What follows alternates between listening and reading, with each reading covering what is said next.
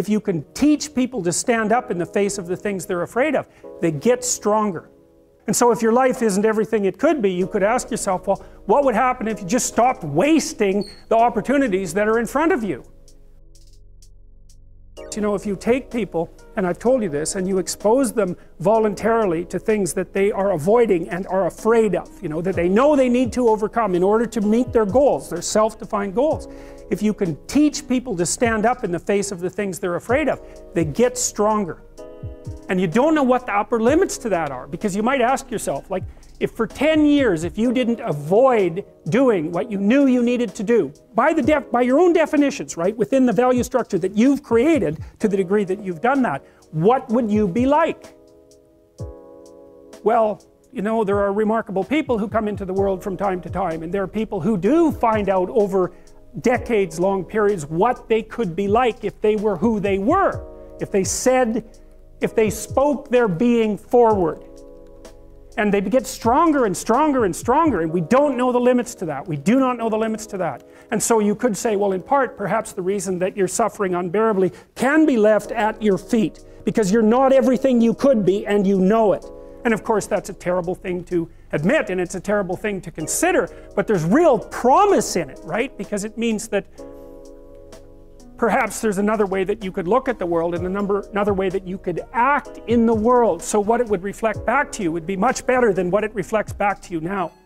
And then the second part of that is, well, imagine that many people did that, because we've done a lot as human beings. We've done a lot of remarkable things, and I've told you already, I think before, that today, for example, about 250,000 people will be lifted out of abject poverty, and about 300,000 people attached to the electrical power grid.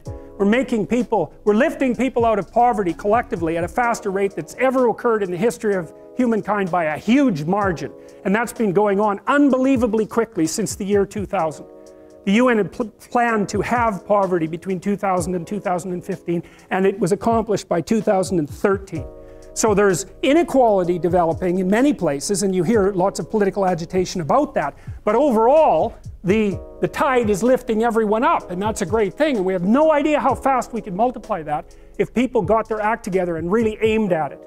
Because, you know, my experience is with people that we're probably running at about 51% of our capacity. I mean, you can think about this yourselves. I often ask undergraduates how many hours a day you waste, or how many hours a week you waste. And the classic answer is something like 4 to 6 hours a day. You know, inefficient studying, watching things on YouTube that not only do you not want to watch, that you don't even care about, that make you feel horrible about watching after you're done. That's probably 4 hours right there. You know, you think, well, that's 25 hours a week, it's 100 hours a month, that's 2.5 full work weeks, it's half a year of work weeks per year. And if your time is worth $20 an hour, which is a radical underestimate, it's probably more like 50 if you think about it in terms of deferred wages. If you're wasting 20 hours a week, you're wasting $50,000 a year. And you are doing that right now. And it's because you're young, wasting $50,000 a year is a way bigger catastrophe than it would be for me to waste it, because I'm not going to last nearly as long. And so if your life isn't everything it could be, you could ask yourself, well, what would happen if you just stopped wasting the opportunities that are in front of you? You'd be, who knows how much more efficient? 10 times more efficient, 20 times more efficient. That's the Pareto distribution. You have no idea how efficient people get. It's off the charts.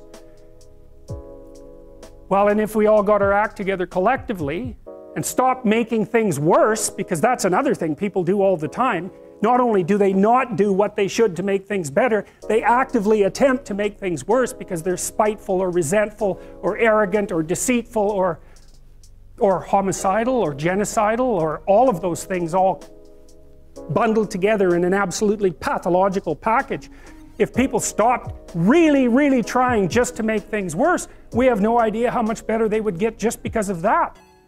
So there's this weird dynamic that's part of the existential system of ideas between human vulnerability, social judgment, both of which are major causes of suffering, and the failure of individuals to adopt the responsibility that they know they should adopt. And that's the thing that's interesting too, is that, and like another thing I've often asked my undergraduate classes is, you know, there's this idea that people have a conscience. And you know what the conscience is. It's this feeling or voice you have in your head just before you do something that you know is stupid, telling you that probably you shouldn't do that stupid thing. You don't have to listen to it, strangely enough. But you go ahead and do it anyways, and then, of course, exactly what the conscience told you was going to happen inevitably happens, so that you feel even stupider about it than you would if it happened by accident. Because you know, I knew this was going to happen, I got a warning it was going to happen, and I went and did it anyways. And the funny thing too is that conscience operates within people, and we really don't understand what the hell that is. So you might say, well, what would happen if you abided by your conscience for 5 years or for 10 years? What sort of position might you be in? What sort of family might you have? What sort of relationship might you be able to forge? And you can be bloody sure that a relationship that's forged on the basis of who you actually are is going to be a lot stronger and more welcome than one that's forged on the basis of who you aren't. Now, of course, that means that the person you're with has to deal with the full force of you in all your ability and your catastrophe, and that's a very, very difficult thing to negotiate. But if you do negotiate it, well, at least you have something, you have somewhere solid to stand, and you have somewhere to live, you have a real life, and it's a great basis upon which to bring children into the world, for example, because you can have an actual relationship with them instead of torturing them half to death, which is what happens in a tremendously large minority of cases.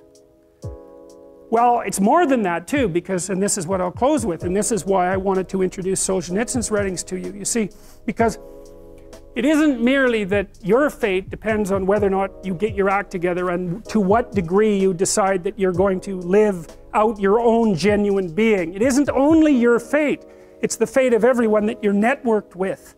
And so, you know, you think, well, there's 7 billion people in the world. We're going to peak at about 9 billion, by the way, and then it'll decline rapidly. But 7 billion people in the world, and who are you? You're just one little dust mote among that 7 billion. And so it really doesn't matter what you do or don't do, but that's simply not the case. It's the wrong model, because you're at the center of a network. You're a node in a network. Of course, that's even more true now that we have social media. You'll know 1,000 people, at least over the course of your life. And they'll know 1,000 people each, and that puts you one person away from 1 million, and 2 persons away from 1 billion. And so that's how you're connected, and the things you do, they're like dropping a stone in a pond. The ripples move outward, and they affect things in ways that you can't fully comprehend, and it means that the things that you do and that you don't do are far more important than you think. And so if you act that way, of course, the terror of realizing that is that it actually starts to matter what you do. And you might say, well, that's better than living a meaningless existence. It's better for it to matter. But I mean, if you really asked yourself, would you be so sure if you had the choice? I can live with no responsibility whatsoever. The price I pay is that nothing matters. Or I can reverse it and everything matters. But I have to take the responsibility that's associated with that.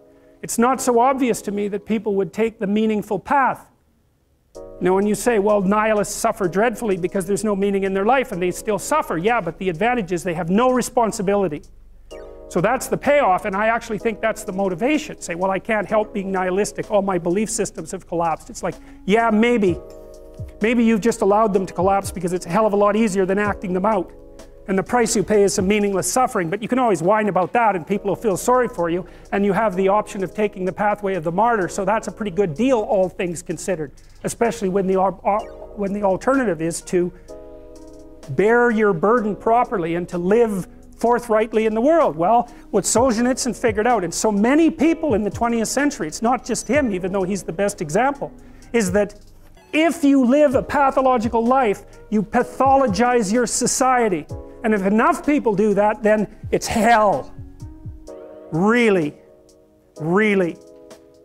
And you can read the Gulag Archipelago if you have the fortitude to do that, and you'll see exactly what hell is like. And then you can decide if that's a place you'd like to visit, or even more importantly, if it's a place you'd like to visit and take all your family and friends. Because that's what happened in the 20th century.